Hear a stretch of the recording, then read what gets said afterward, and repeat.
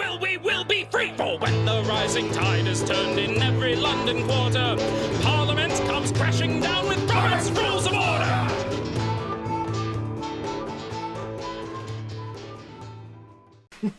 Okay, Monday, December 14th. Which of the following is false with regard to a special meeting? Okay. Question mark. A. It is set by a motion at the previous regular meeting. B. It is convened only to consider business mentioned in the call to the special meeting. C.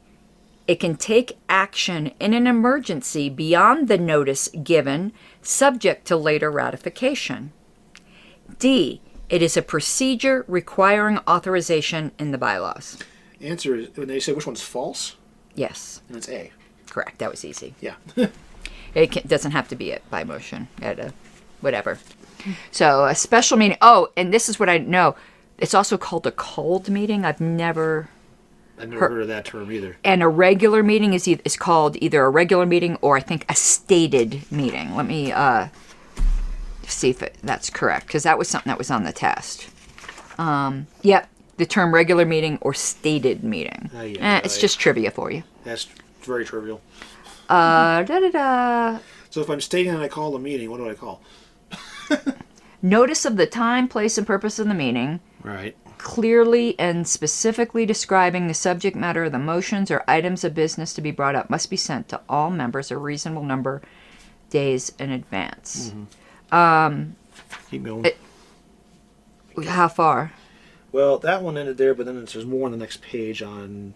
Well, here, special meetings can only be properly called as authorized in the bylaws, right, which is one of the things. That's the continuation, yeah. And then the bylaws should say how you call it. Which is exactly what we have in our bylaws. Mm-hmm. And then,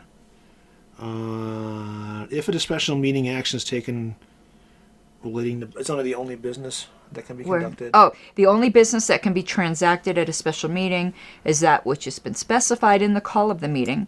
This rule, however, does not preclude the consideration of privileged motions or of any subsidiary, incidental, or other motions that may arise in connection with the transaction of such business or the conduct of a meeting. If at a special meeting action is taken relating to business not mentioned in the call, that action to become valid must be ratified by the organization at a regular meeting or at another special meeting called for that purpose. Right. So, yeah, that basically details all the specific parts of it, which you've already got addressed in our bylaws. Oh, here's interesting. What's that? The next paragraph. I confused this. On a jury meeting? No, you don't have you don't have another paragraph after what I just... What is it?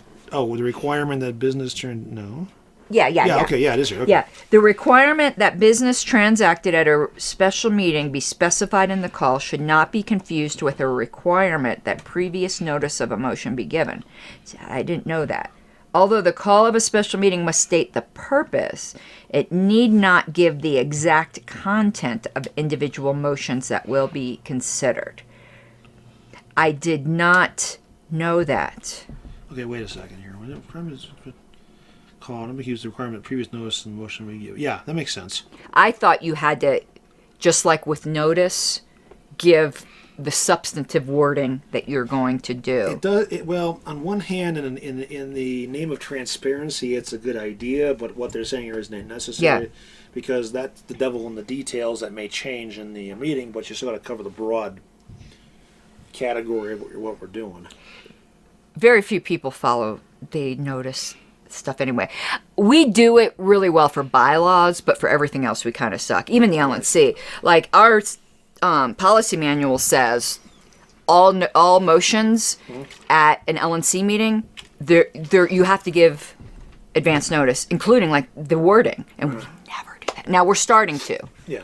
This time, Joe said he was going to kind of start to insist on it, because I told him, this is the rule. I don't really give a shit.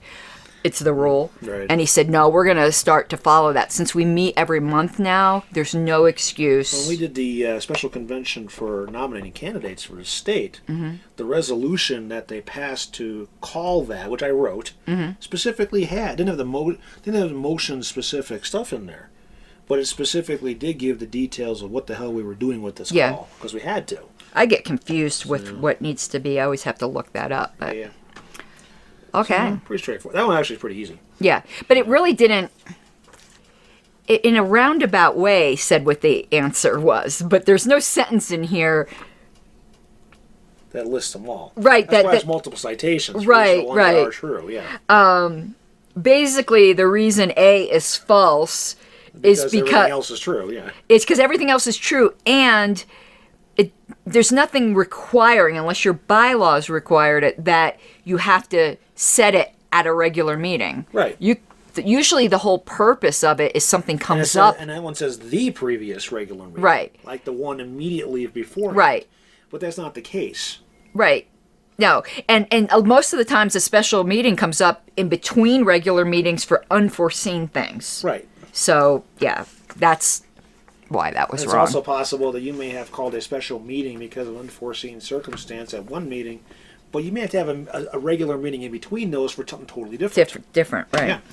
So, okay. Pretty straightforward. Oh, here's something, since that was so straightforward. Yes. Okay. I don't know how to word this to get so you understand, like, where I'm getting at. Uh-oh. Not so you, I wasn't trying to say, like, to try to get my point across. So, with this whole thing with the LNC meeting. Yes. So, it's a budget meeting.